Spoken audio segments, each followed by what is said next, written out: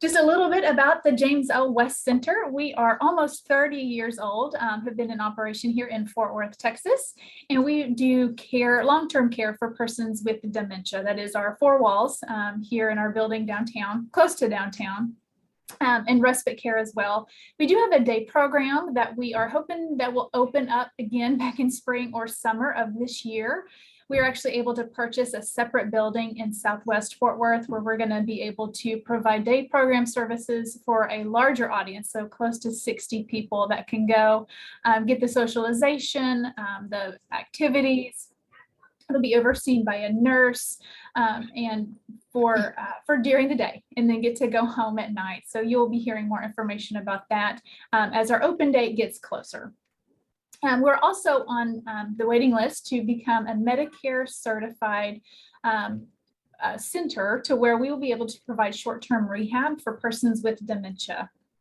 Again, we are waiting to get certified on that. We're ready. We just be certified by Medicare or Medicaid, and then we can provide those services. But we also, of course, do our education free for the community at large and families, and that's what y'all will be partaking in today.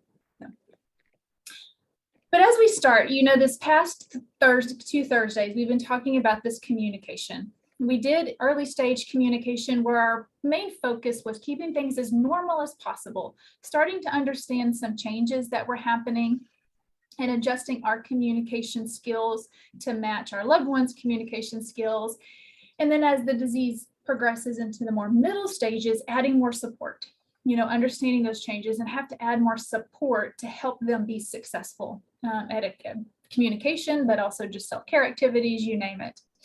And here we are in the late stages or the end stages of the disease, and we want to keep things as normal as possible. We want to continue to add more support as it's needed, but then also add more sensory connections.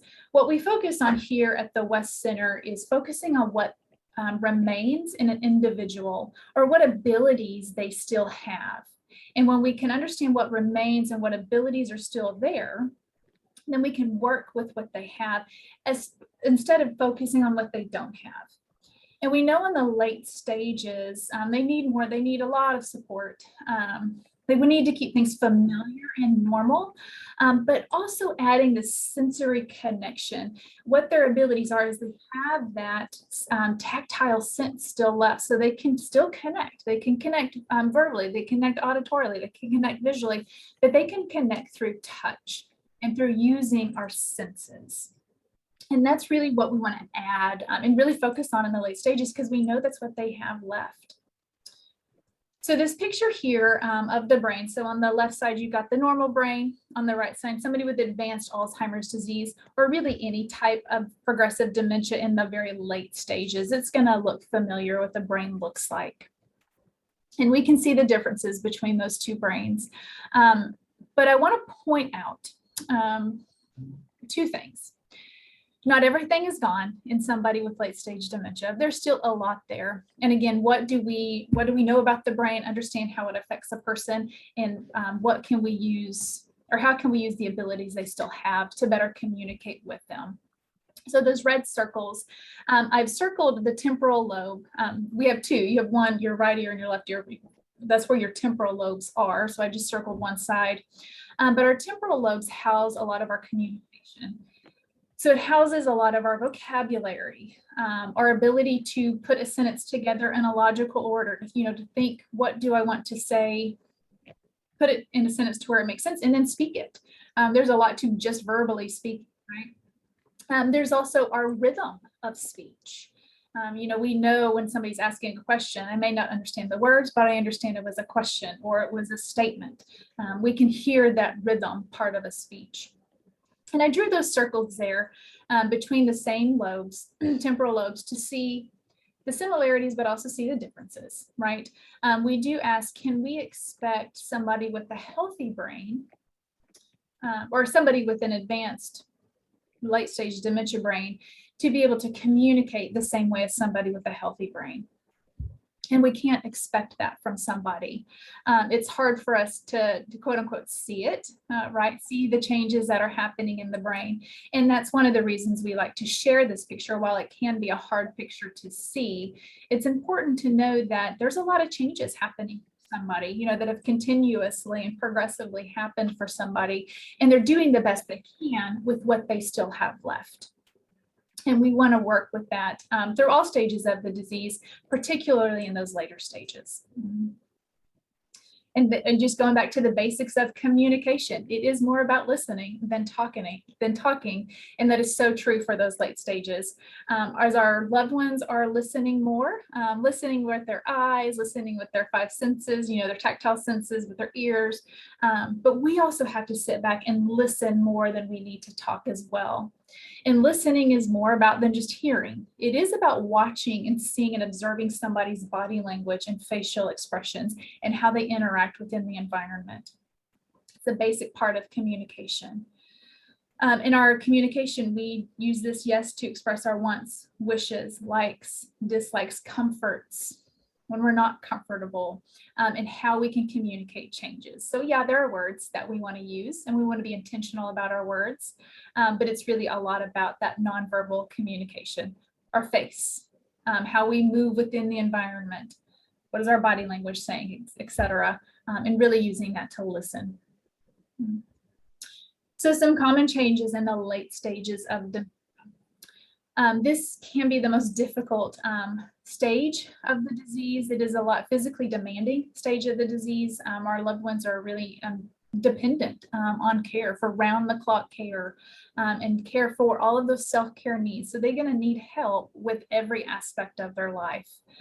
So it's our job, how can we facilitate a good quality of life for them? Persons in the late stage can have a high quality of life.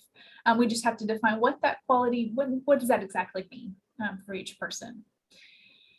They will have a harder time making their needs known in the late stages, because while they still have a lot left, they don't have words. They may have 1 or 2 words a day that they can use.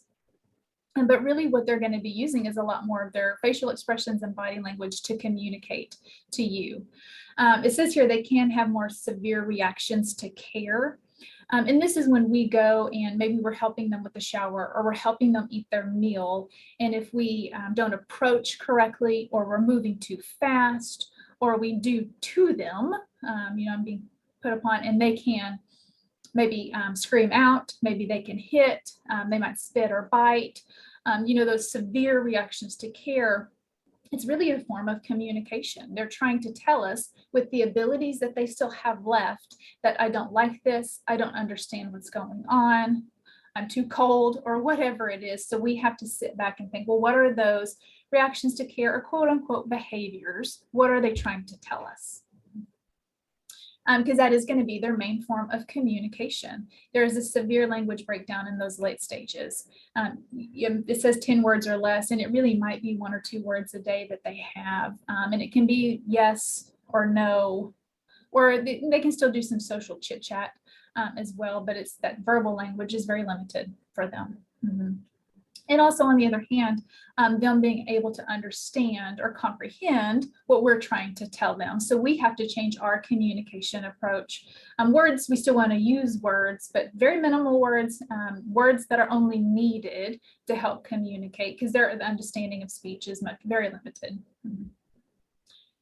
Recognizing friends and family can go away. They may not recognize their husband standing right in front of them, but they recognize that I like that person. It's that relationship, that trusting relationship, that they know I really like that person, or they're here to help me. I can trust, I feel comfort around this person. I may not be able to tell you that's my husband of 70 years, but I have that sense, that feeling that comes along with them.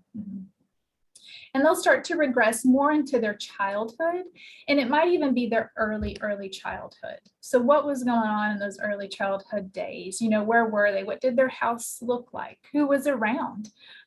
During those times, they might be seeking out those relationships that they had in the early childhood. And in the late stages, there going to be a lot more sleeping happening at night and during the day. Sleeps a lot during the day. And when they're awake, they might be semi-alert when they're with us. Having a hard time completing a 2-stage command. So this goes down to how we communicate with them. We don't want to completely assume they can't do anything, because they can still do a lot of things, or still participate in a lot of activities, particularly their self-care activities. But we got to really break it down into one thought at a time. Or as we are assisting them or doing with them, we still want to tell them, this is what we're doing and this is what we're going to do next. But making sure we do that one step. If it's brushing your teeth, we're going to put our hand around that toothbrush handle, allow that to happen. And then we're going to put it to our mouth, allow that to happen and then start brushing. So it's one thought at a time, and going at the pace that they can go at too is very important. You can see in the late stages a repetitiveness and motion, and they can be rocking back and forth. They can be patting a chair. It can be a repetitiveness of maybe tearing like tissue paper or napkins that they see or something like that, kind of busy with their hands. But it can also be a repetitiveness of sound or noises, or maybe even a particular word. So it could be, home, home. I've heard home, home, home, or it's a clicking sound. And it's just repetitive over and over again. We do want to make sure that they seem comfortable. They might not be, or they're not exhibiting any signs of pain or discomfort or agitation. Sometimes a lot of that repetitiveness or perseveration is another word for it. It can be comforting. When we have this, we're using our voice, there's a vibration that happens that can be very comforting, or even just rocking back and forth. It's a coping skill and it's comforting. In the late stages, of course, the mobility is going to be very challenged. They're probably not walking at this point. Again, they need help with all self-care activities, and this can be just from moving to a chair to the bed, right? But their movement, their loss of their muscle control and movement is going to change. So even if I'm just picking up a cup to take a drink, my joints can freeze. Or if I grab hold of something, I might grab hold of, somebody's hand or a wrist, and I can't let go. And this is where those reflexes come in. So they still have their reflexes. They still have strength. They can grab hold of something really tight. They may not be able to use their fine motor skills as well, that they can grab hold of something, and they may have a hard time letting go, or just knowing that that's what they still have left. So it's not necessarily a fine motor skill, so where they're using, their individual fingers, but I can grab hold of something and keep hold of it. This is important to continue to do range of motion exercises. It can ease pain, but in just the stiffness of the whole body. And you can consult with a doctor, physical, occupational, or speech therapist for that. The self-care activities, again, they're going to need help with all of those. It's not, and with this, and why we want to talk about this, because we want to communicate independence and dignity throughout every single stage of the disease, every single day of their lives. And when we help them with those self-care activities, we want to think about it as I want to do these activities with my loved one. I don't want to do to them. Because that communicates two different things. When I do to my mom, it communicates, well, you can't do for yourself anymore, and it can be just communicated as being aggressive, or that you're just not. It can be that you're not important enough, or that you're just not able enough. But if I have the mindset of I want to do with my loved one, and that communicates something different. That says that you still have the ability to participate in these activities, whether it's the meal time or it's in the shower. So how do we get in there and help do it with them? And it might be we grab their hand in a certain way. And so we're going through the motions of feeding them their meal while they need those assistance, but they're still going through that emotion. Instead of me just putting that spoon up to their mouth, I don't want to do that because that's not normal, right? It's not normal. It's not supportive either. But if I can get my hand into theirs and I'm helping I'm helping them eat their meal, but they're a part of that same motion that they would have been feeding themselves to. And that really does communicate independence and dignity for them. So that's important to be able to build those skills to help with those self-care activities. A few other things to take note in the late stages is weight loss. Most people will start to lose weight in the later stages of the disease. Their body does not need as much food.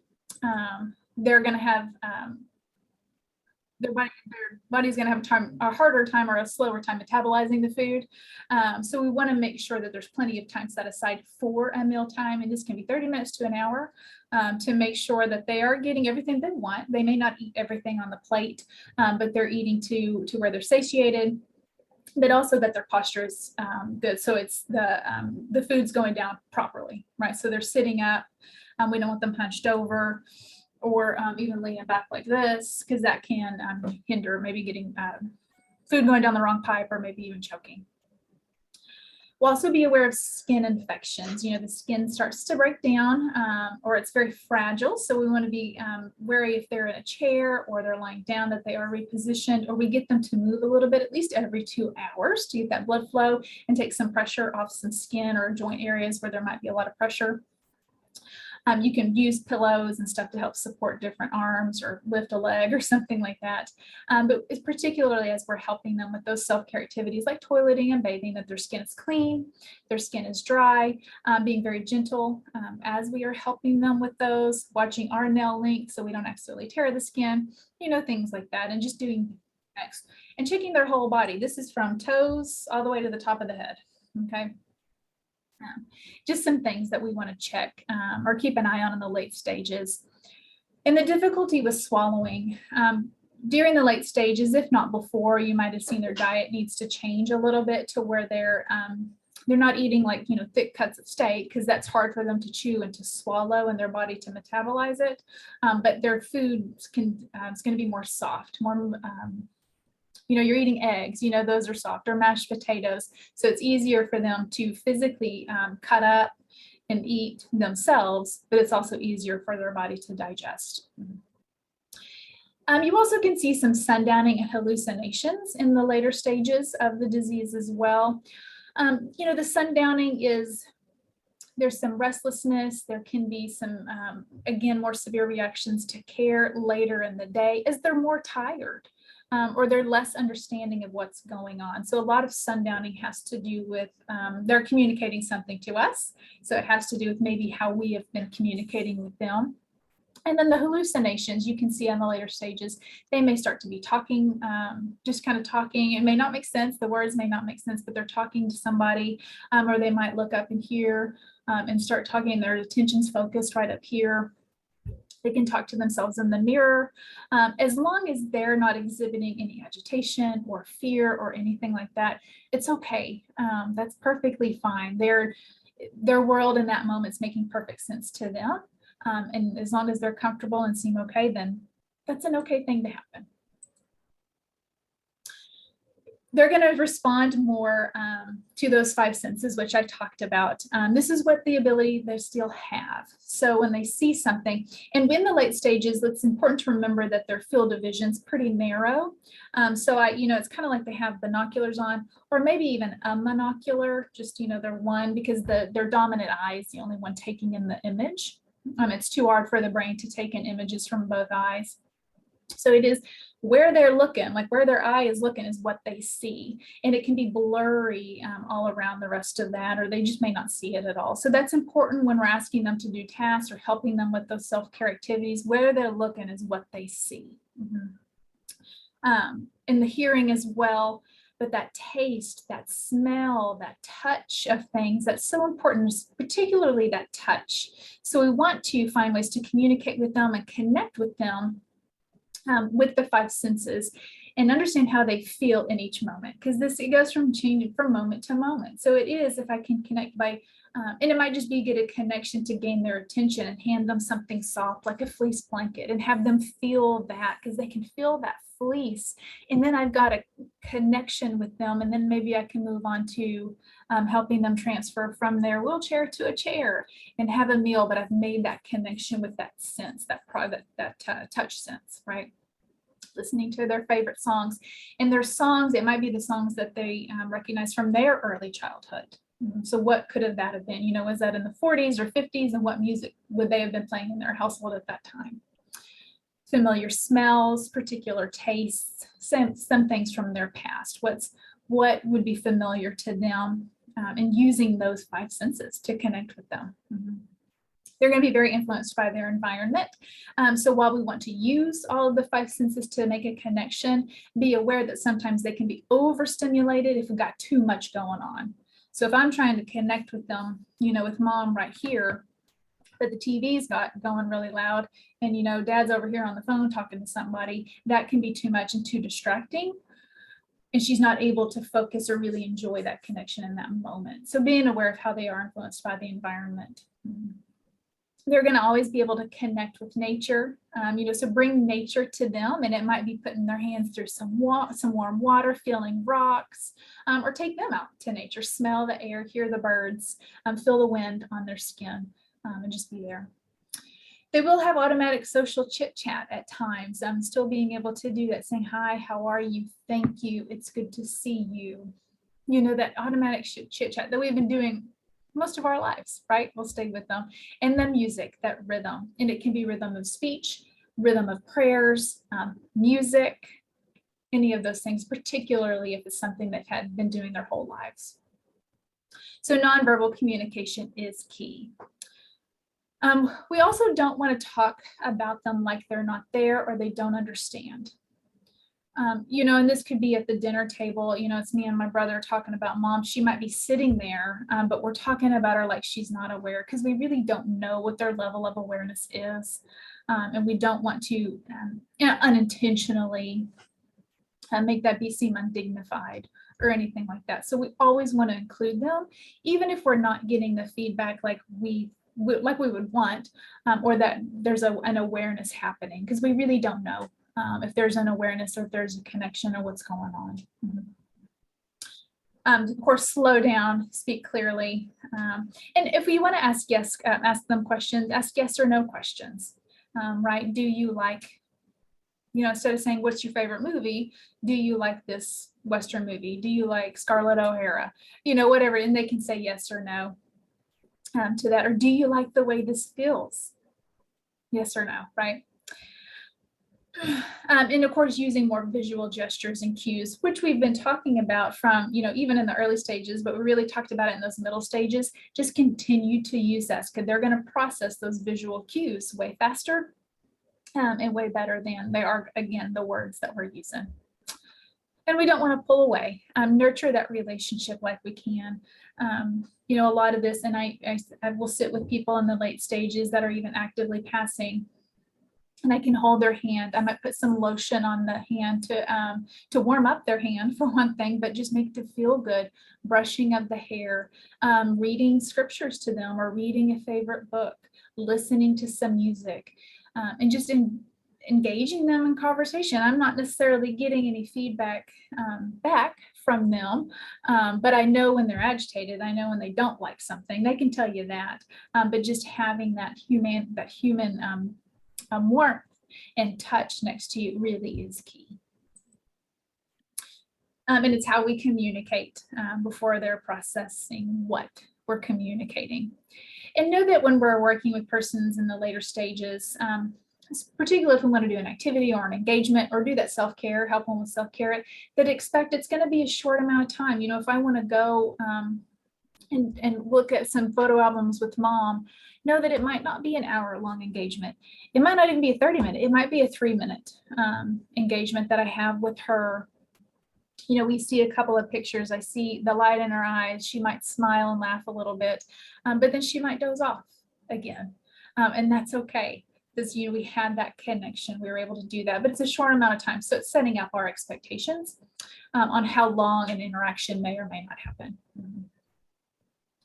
And again, if we need to get their attention or try to gain their attention, using their name to them, and I would say using the name that they're used to. I wouldn't be saying mom, I'd say Karen, hey, Karen, look at this. Karen, look at this picture, because Karen is more familiar than mom to my mom, right?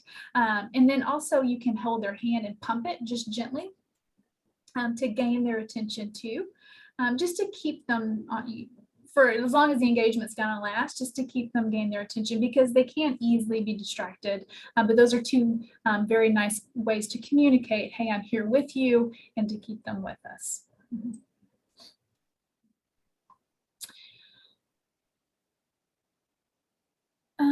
That is a repeated slide. I'm so sorry.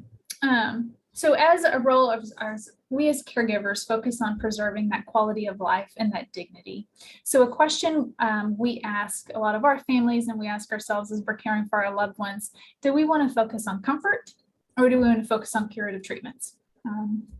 And with this disease, we know we want to focus on that comfort and that quality of life. How do I maintain a high quality of life, enhance their well-being from each day to day, or sometimes each moment to moment, right? So this is really helping manage pain. And the goal is to keep them as comfortable as possible, to help them retain that quality of life. And we can do that through connecting with them and communicating with them, again, through touch, using music, smelling certain smells, tasting certain things, right? Their favorite music, again, probably from early childhood. Reading those books that have meaning to them, reading from those books. Looking at old photos, brushing of the hair, right, holding of hands, just sitting outside with them and being close. If I'm sitting next to them, I want to have some human touch. So it might be I sit right next to mom, so our legs are touching, and I might, we might lean into each other a little bit because that communicates that I care about you, right? We're caring for them. We've been caring for them this whole time, but I want to be able to communicate that I care about you too. And a lot of it has to do with that touch. I hold her hand, put my arm around her, right? Give her a hug, kiss her, on the forehead. All of those forms of nonverbal communication are the best ways to do this for the late stages of the disease. And really, as we're helping with those self-care activities, really watch our approach to where we've made a connection and kind of understand what we're doing, that we're doing it with them. I want to get involved. I want them involved in those self-care activities so I don't have a catastrophic reaction. If I do have a catastrophic or a severe reaction from my loved one, then I want to stop. I'm just like, oh gosh, and just say, oh, I'm so sorry. That was not my intention. Forgive me. Give it a few minutes and then come back and try again with a different approach. Slow down, maybe more, make sure that we're in their visual field. Maybe they didn't see us coming, and then all of a sudden we're trying to, take their shoes off or something, and that can be scary. So this video right here, I'm going to send you a copy of the link. If you haven't seen it, it's about a 5-minute video. And this really, this is Gladys and Naomi, and Naomi is the one connecting with Gladys, who's in the late stages of the disease. It really gives a lot of great ways that we can communicate. She uses touch, she uses music, she uses that nonverbal communication, but also how she uses her words as well. So I'm going to send you that link. Please watch it. I will say it is a moving video to watch, but there's a lot to learn from that video. And of course, we do want to remember that it's the disease. It's not our loved one. When things don't go the way we want them to, or maybe they're having a hard time with that disease. Nonverbal communication is the key. Actively listening, or know that listening is more important than talking. We don't want to overreact. Of course, encourage and appreciate your efforts, and of course, encourage and appreciate your loved one too. Join a support group if you can, as you can, and then taking care of yourself is just as important as taking care of your loved one. All right. So we were right at 12:30. Are there any questions or comments or anything anybody wants to share?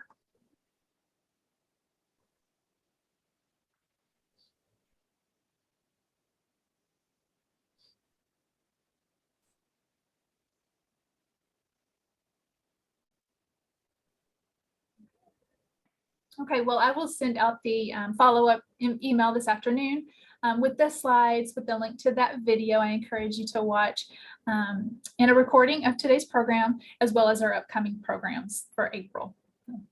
I appreciate y'all being here, and please don't ever hesitate to reach out to us if you have a question or need anything. Thank y'all so much.